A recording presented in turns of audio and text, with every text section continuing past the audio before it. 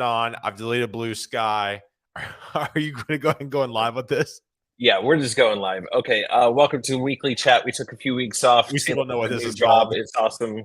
We're doing. Yeah, we got to figure out a name for whatever this is. I was thinking like coffee, content, and conversations, or like. Love it. Let's just do that. Coffee, content, and conversations. It needs a name. Just like Branded 78 got named just something random because we needed to start and we didn't really give a shit what it was called. Right. We should do the same thing here. Coffee, content, and conversations. Because we both like coffee. Love it. We both like coffee. Yep. And it's the 3 C's. It's alliteration, which isn't that alliteration? Love it. I failed school, but okay. Words. Yeah, words. I like your hair, by the way. This is what we're trying to do this every week. Is our goal? We got to pick a time. Do we want 10:30 or 10:45? We are building in public. I feel like I know. I feel like 10:30 might be easier to remember than 10:45. Yeah, we're gonna have to do 10:30. We need to adjust the invite and then keep it down to like 15 minutes. Yeah. Kind of max. So, like the whole point of this is Taylor and I talk all the time about content. Too much. He always jokes that we talk more than our literally spouses. Says I talk to Brandon more than her. Yeah, right. So, but this is what we do, and it's important that we're in constant, contact about this stuff. And so we figured, why do this behind closed doors when we can just do it out loud? Yeah. And help to generate content. We can do it live right now. People can interact. So if you have any comments, whatever, say it in comments. And then we just take this and chop it up into micro content after for fun. So, but anyway, so we were talking about threads, and my whole thesis with any new platform. Well, for people who don't know what threads are. Okay, go ahead. What are threads? What is threads? So threads is basically, I can't imagine there's anybody that doesn't know what this is, but basically it's Instagram's version of Twitter, and they attempted to make a text-first platform like Twitter is. Of course, you could put other kind of content on there, but it's really meant to be text-first. Twitter, if it's like the water cooler of the world, where they come and you live tweet during sports events, or you react to something that happened in your favorite TV show or something that happened in the news. Immediately people open up their phone, they go to Twitter, and they give their 2 cents, and they give their 2 cents back in everybody else's threads too. Right. So Instagram, of course, Meta in general is known for taking features or trying to take platforms that are challenging their audience and challenging people's attention and taking them from Facebook and other Meta apps. They go and they try to iterate and make their own version of it so that people will stay in the Meta ecosystem. Which was successful with stories coming from Snapchat, reels coming from TikTok, things of that nature. But it still doesn't seem like the text first kind of thing is really taking off. I mean, they tried to compete with YouTube with things like IGTV. Of course, they killed that thing off because I think it could have worked, but I think they're just really god awful at using their own product and understanding from a consumer perspective how to use the product. I feel they are so much of what Meta puts together. We didn't intend on talking about this, but I'll stop in a second. But so much what they put together feels like it's engineer first, consumer second. Right. And it's like the users have to be able to find the features. You can't make new stuff and then bury it and make it impossible to use. It's ridiculous. Yeah. And Adam keeps coming out with all these like hidden gems and how to use Instagram better. And it's like, dude, why don't you just give the people what they actually asked for? Yeah. Anyway, but yeah, so Threads being the Twitter version just came out, 10, 14 days ago. Mm-hmm. And the thing that was different that I thought was really slick with the execution was it actually would basically auto follow people that you followed on Instagram. One of the tough things about new platforms is you start at zero. Everybody's at zero. And so, that's a great opportunity for people, but because of the nature of what social media is and people fighting to have influence, they want influence as quickly and as big as possible. Mm-hmm. And when everybody's at zero, it feels hard. It's like, oh my God, I'll do this again from the ground up. So they were smart by just auto following and basically building an audience in for you that you already had, and you didn't have to start from zero. Right. And it gave you an audience and a feed and an algorithm of information that you've already told them in a different app that you're interested in. So that's fascinating to me. Yeah. But yeah, and just like I predicted, almost overnight, people would, 30 million users in like 48 hours or whatever it was. Crazy, which is good, but you still have to have a product that people actually want, Yeah. and that just kind of proves out the whole thing of like people are just clout chasing, trying to find the next silver bullet that's just going to magically skyrocket them to fame. And they thought that Threads was somehow going to do that immediately, just like they thought with Vero and all these other things, Blue Yeah. Sky and all this crap. But then here we are. And what was that figure that you gave me just a moment ago Yeah, I before we saw started? on one of the business newsletters I follow says that Threads daily activity is down 50% already. It's because, I mean, Yeah. I've said it from the get-go, right? I talk about my wife in these cases all the time. My wife's a photographer. She lives on Instagram. My wife does not do Twitter. So it's like Yep. your average creator that's going to be on Instagram that does video or photos are not going to use a Twitter platform. So it just doesn't make any sense. And then Brandon and I were talking backstage, and right before Brandon just said, fuck it, we'll just go live. But basically, there were some tweets going around because I'm heavily on Twitter because I'm in the engineering tech community, and basically there's a few prominent people yesterday on tech Twitter basically just coming out and saying, yes, Twitter sucks sometimes. Yes, Elon sucks. But at the end of the day, like, this is where my community is. This is what feels the best. I've deleted Mastodon, Blue Sky, Threads. I'm just going to stay here. And there was a lot of retweets and a lot of agreements in that. And even I tweeted it too. So I think Twitter's here to stay. I think, I think people will leave, but I still think Twitter is not going anywhere whatsoever. No, I mean, that's been my thing is like these platforms at this point have been around for a while. I know it And takes, even though they try iterating and doing tiny little tweaks to it or major tweaks, like adding something like Reels, it's still very much like the platforms in general have set themselves to where they're at. We've agreed as a group together, like we got the big four, big five, whatever we want to call it: Facebook, Instagram, Twitter, TikTok at this point. Yeah.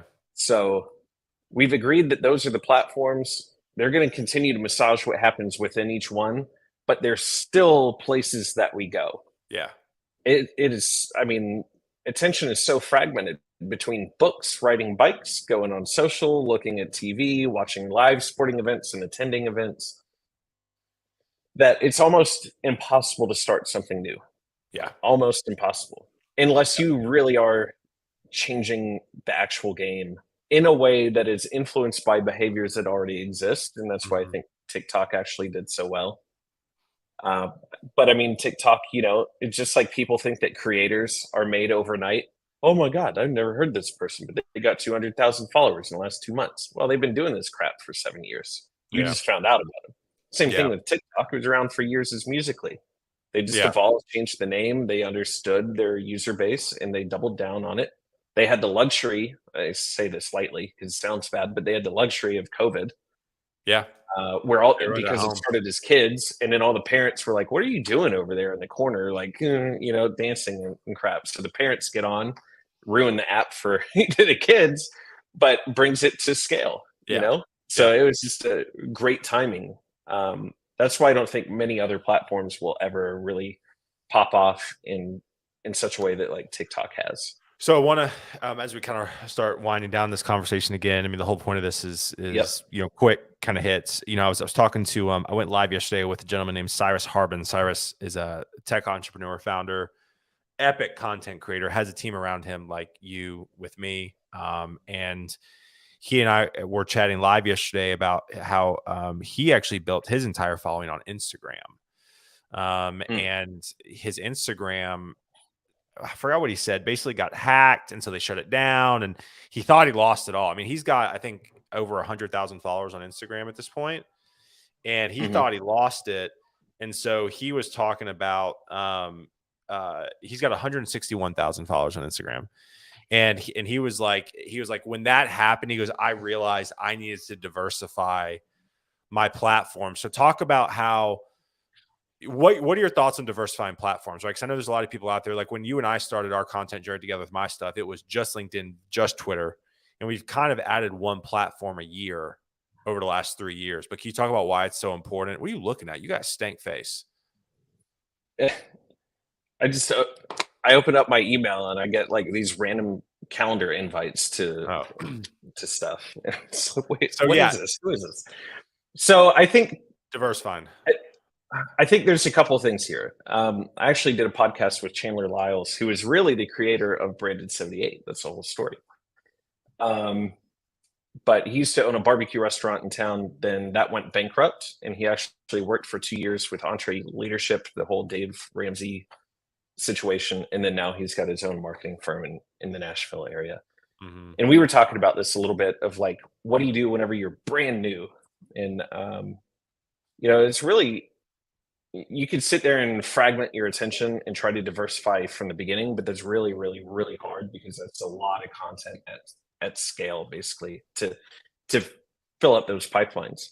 And plus, generally, like, you don't have that time, and also you probably don't have the mastery of a platform.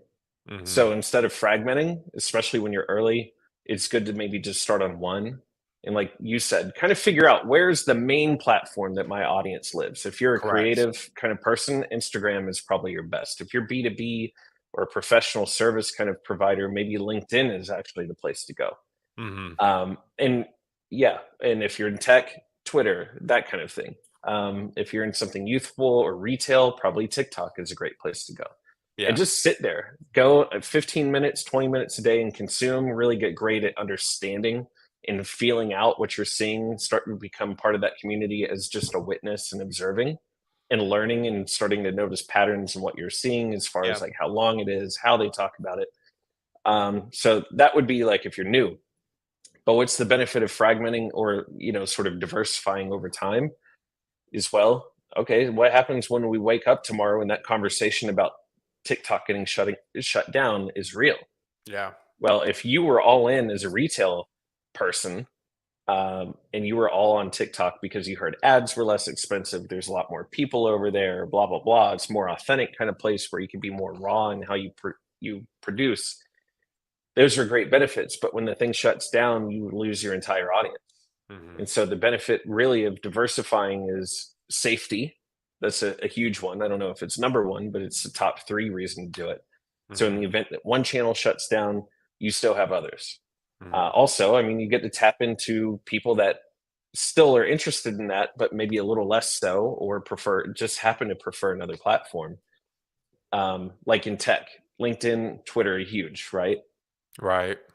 If you had to choose, maybe Twitter is number one, but there could be like tech people that are really heavy in B2B, and in their journey, they are not diversifying. They're just on LinkedIn.